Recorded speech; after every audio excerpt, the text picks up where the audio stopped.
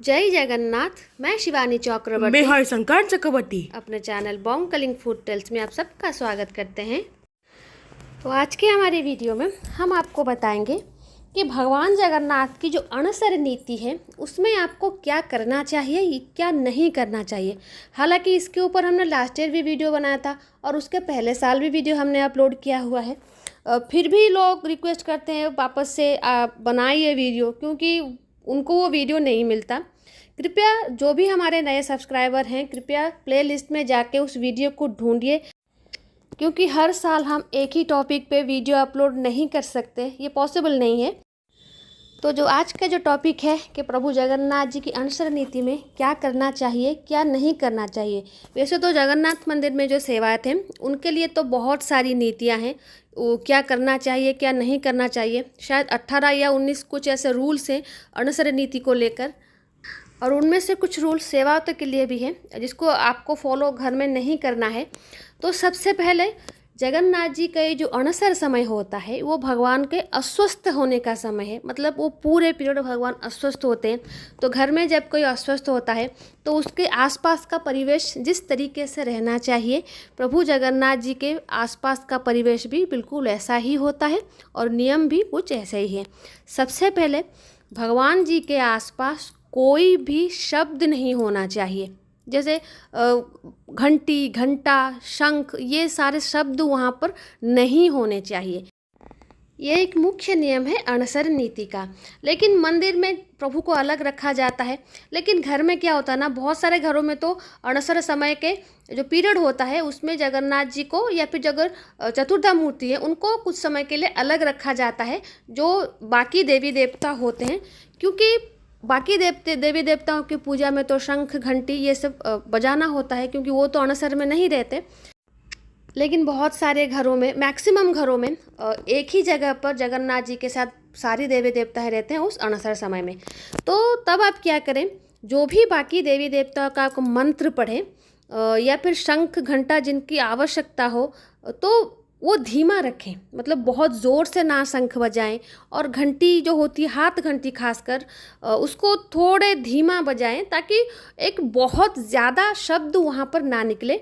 तो ये होता है पहला नियम, क्योंकि हर देवी देवता समान होते हैं, ऐसा नहीं कोई बड़ा है कोई छोटा है। हर देवी देवता का अलग पूजा नियम होता है, तो सब फॉलो करें, लेकिन जो शब्द होता है वो थोड़े कम करें।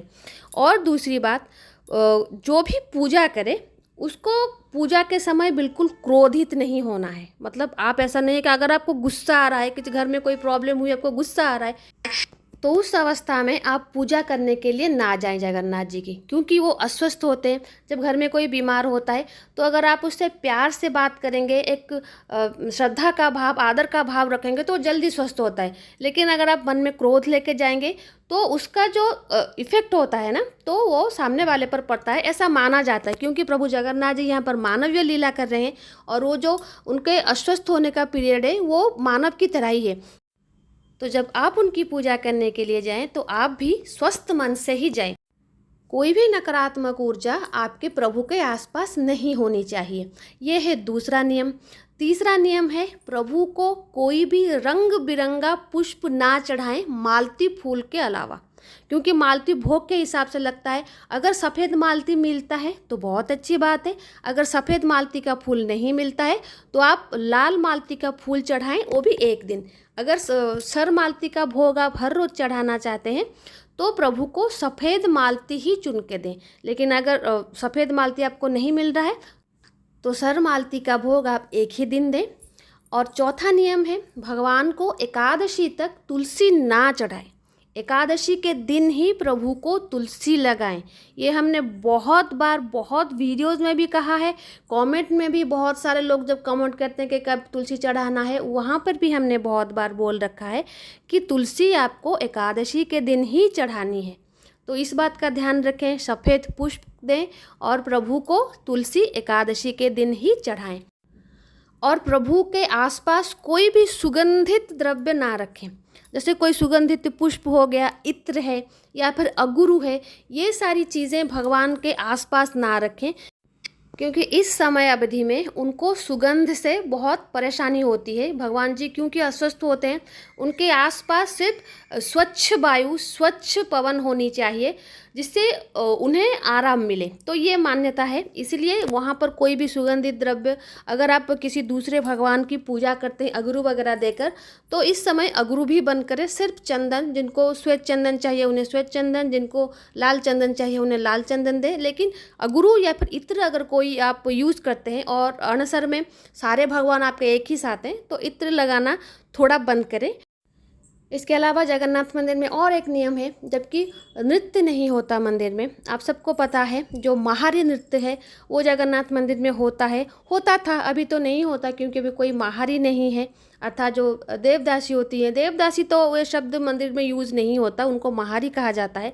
तो महारी तो अभी नहीं है, तो जगन्नाथ जी के लिए वो गीत गोविंद गा के नृत्य करती थी, तो वो प्रथा बंद हो चुकी है। तो वो नीति भी एक अणसर नीति में होती थी। उस पीरियड में कोई भी गायन और नृत्य प्रभु के सामने नहीं होता था।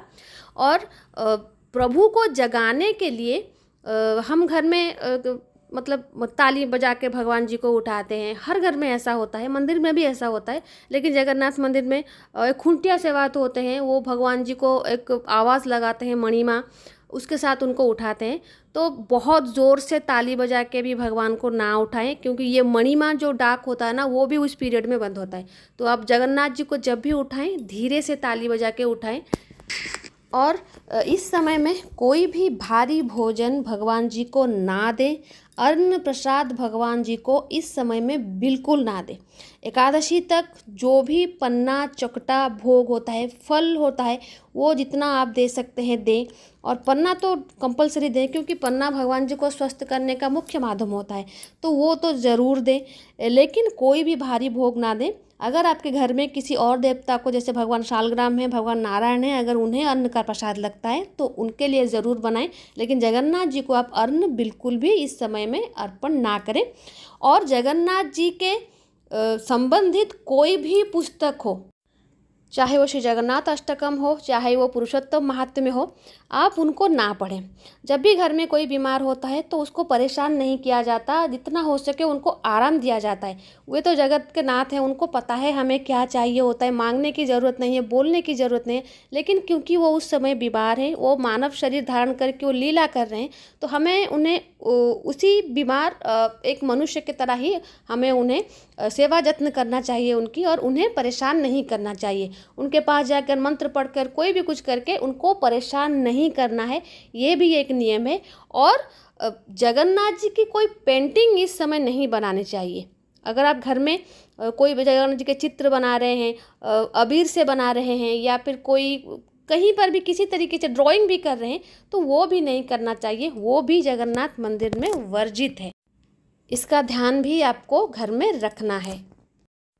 और आपके पूजा घर में जहाँ पर भगवान जी हैं, वहाँ पर से आप किसी को ज़ोर से आवाज़ ना लगाएं। कोई भी सामग्री की ज़रूरत हो तो खुद उठ के लें या फिर धीरे से बुलाएं।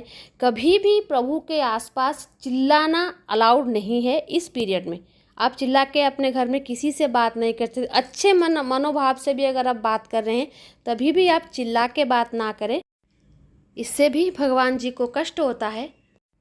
और जितना हो सके अपने बच्चे की तरह उनका ध्यान रखें, उन्हें आदर करें, उन्हें दुलार करें। जब भी उन्हें भोग लगाएं या फिर उन्हें मालिश करें, हमेशा इस बात का ध्यान रखें कि आपके प्रभु मानवीय लीला कर रहे हैं और उस वक्त वो अस्वस्थ हैं। तो अगर आप जगन्नाथ मंदिर की नीति फॉलो करना चाहते हैं तो इन छोटी छोटी बातों का ध्यान ज़रूर रखें। तो आज के लिए इतना ही, रहते हैं। जय जगन्नाथ, जय माँ काली।